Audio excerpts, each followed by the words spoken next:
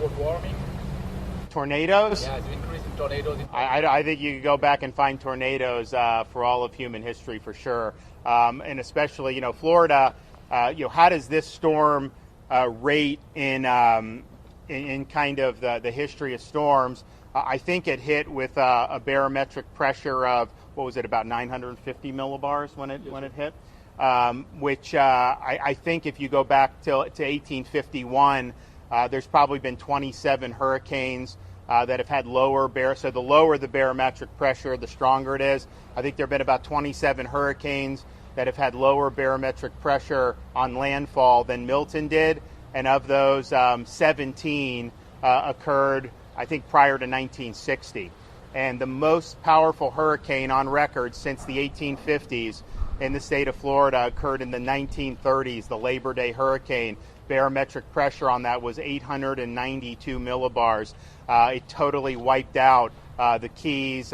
We've never seen anything like it, and that remains head and shoulders above any powerful hurricane that we've ever had in the state of Florida. The most deadly hurricane we've ever had was in 1928, the Okeechobee hurricane, killed over 4,000 people. Fortunately, we aren't going to have anything close to that on this hurricane, but even ones like Ian, where you had, wasn't even close to that. So, I just think people should put this in perspective. They try to take different things that happen with tropical weather and act like it's something. There's nothing new under the sun. This is something that the state has dealt with for its entire history, and it's something that we'll continue to deal with. I think what's changed is we've got 23 million people. A storm that hits is likely to hit more people and property than it would have 100 years ago, and so the potential for that damage has grown. But what's also changed is our ability to do the prevention, to pre-stage the assets. I mean, we never did the pre-staging of power assets until I became governor. Now people expect that, but that wasn't what was done in the past. That's why people would be out with power for 3 weeks when we'd have hurricanes. We thought that that's not good. Now we have to pay to get these guys to come in, but my view is the quicker you get everyone hooked up, the better off the economy is going to be anyway. So why don't we just do that? Having the different search and rescue, having a state guard, all these different things are just bringing different tools to the fight, and it allows us to respond more effectively. So if we had the tools that we had in 1928 to fight an Ian or to fight some of these, you would have had higher death tolls. There's no question about that. Oh, I mean, I think most people remember 2004, right? Where we had seemed like you had them every other week in 2004. Then there's also time period, we had from 2006 to 16, we had no hurricanes at all in Florida. There's also been times where we had a lot. The 1940s, we were getting hit a lot.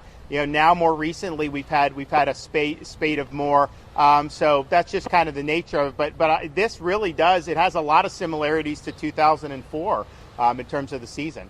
Look, if I could control the weather, I would do 78 and sunny year round. Now we get that a lot in Florida, coming up in the months, but there would be no reason to ever do. So look, and this is on both sides. You kind of have some people think government can do this, and then others think it's all because of fossil fuels. The reality is what we see.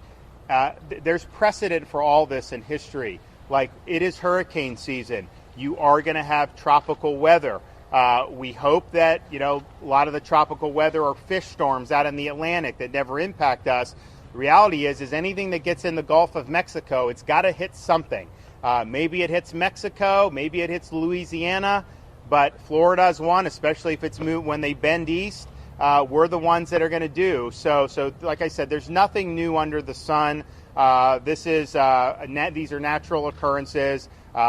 We will deal with tropical weather for as long as we're Floridians. What about the role of carbon emissions in propagating said storms?